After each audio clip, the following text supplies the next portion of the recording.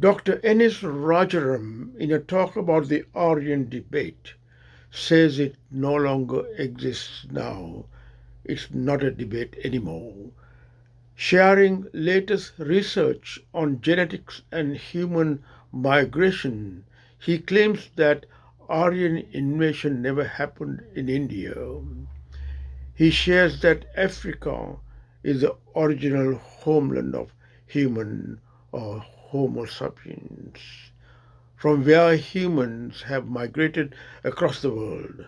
This new genetic research shows that how first few migrations from Africa brought humans in India, where it gave rise to the Indian civilization. That's the title of my talk. So let me begin by looking at what is the Aryan debate. I will call it the non-debate. There is no debate anymore. Okay? People will keep talking about it because they have been doing it for years, and you cannot teach an old dog new tricks. They have to keep saying things that they were doing. The Aryan myth doesn't need a debate anymore. What the Aryan myth needs today is a burial.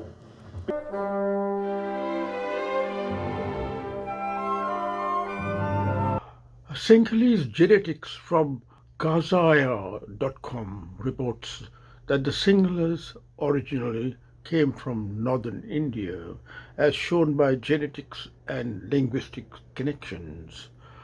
After they arrived in Sri Lanka, some of the Sinhalese apparently intermarried with the indigenous Vedda people, but even if so, these lineages are minor.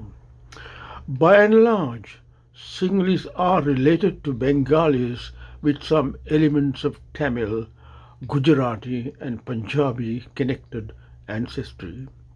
They don't seem to have any ancestry from Southeast Asia.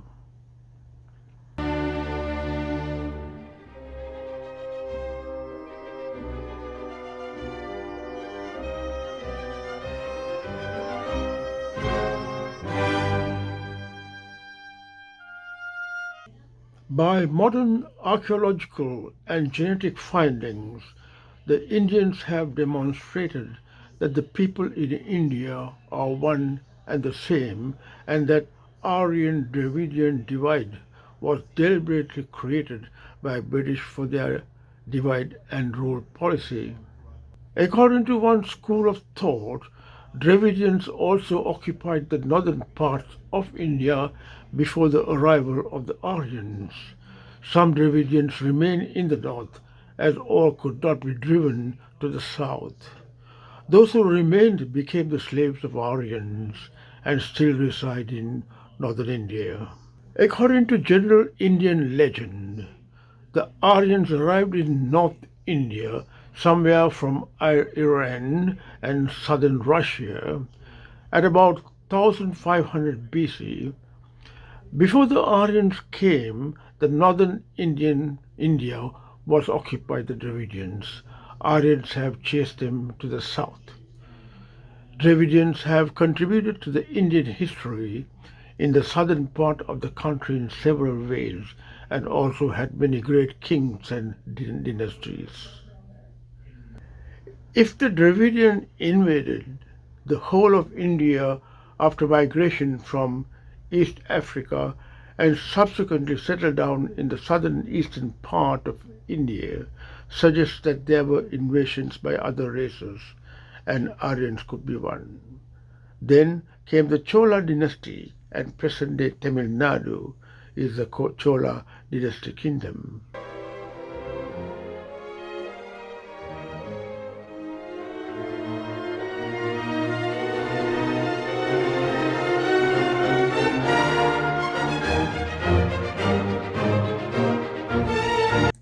The steppe pastoralists, or the people we know as the Aryans, moved down towards the subcontinent. Here, they encountered the Indus Valley people. Two things happened after this. First, a section of the Indus Valley people moved further south into the subcontinent, mixing again with the South Asian hunter-gatherers to create what is known as Ancestral South Indians. Meanwhile, one section of the Indus Valley civilization remained there and mixed with the steppe pastoralists to form another distinct community known as the Ancestral North Indians. Almost every South Asian today is the result of further mixtures between the Ancestral North Indians and the Ancestral South Indians. What does all of this mean? It's hard to summarize the entirety of this research because of how massive it is, but here are a few points. One, Indians are a truly mixed people, including ancestries from the South Asian hunter-gatherers, the Iranian agriculturists, and the steppe pastoralists. Two, there was some sort of Aryan migration, if you count the pastoralists as the Aryans who influenced the Indus Valley culture. This research may even help further our understanding of caste and culture. The researchers found that Brahmins in North India were more likely to have steppe ancestry within them.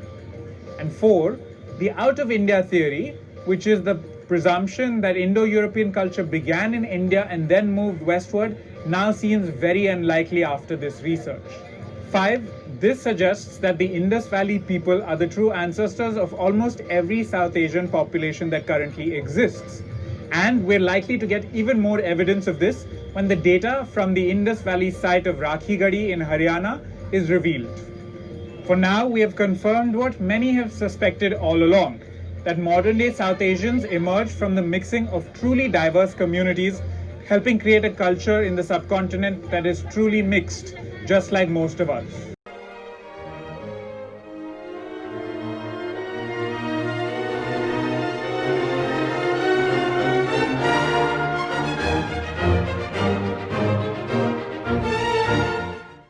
It is clearly mentioned that the distinction between the black-skinned Sudroid races of southern India called Dravidians and the fair-skinned Aryan races of northern India is not an invention of the English colonial historians, but it is mentioned by the earliest Greek travelers who visited the South Asia centuries before the advent of Robert Clive.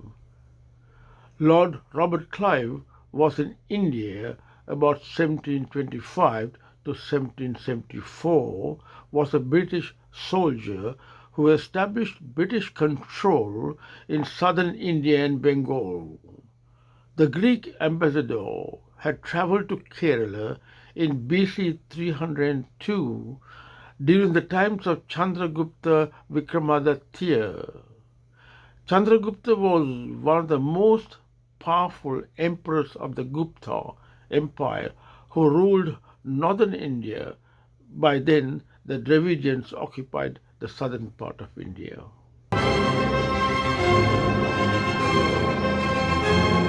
Many scholars in South India do not believe in the Aryan invasion theory. People like Sanjay Dixit, David Frawley, Abhijit Chandra, Shiv Shastri, Niraj Roy, Aravindan Neelakantan, and others. On the other hand, Sinhalese scholars use the legend to propose an Indo-Aryan origin for the Sinhalese, thus distinguishing them from the Dravidian Tamils. It is in this context that the protection given to the founder of our nation, Prince Vijaya, becomes important too. Historians Serath Parnavitarna and C.W. Nicholas described that episode in the following terms in their masterly thesis, University of Ceylon, A Concise History of Ceylon. Vijaya is said to have landed at Tambapani on the very day of the Buddha's parinirvana or passing away. The most valuable source of knowledge for our scholars probing historical heritage of Sri Lanka is the Mahavamsa, a chronicle compiled in Pali in the 6th century. The Mahavamsa related the arrival of Prince Vijaya, the legendary colonizer of Sri Lanka, and primogenitor of the Sinhalese people. The Mahavamsa records the origin of the Sinhala people and related historical events. It traces the historical origin of the Sinhalese people back to the first king of Sri Lanka, Vijaya, who is the son of Singabahu. In Sanskrit meaning Singha means lion, Bahu means hands and feet, and a ruler of Singapore. Hope you enjoyed watching this video. Stay safe and goodbye for now until next video.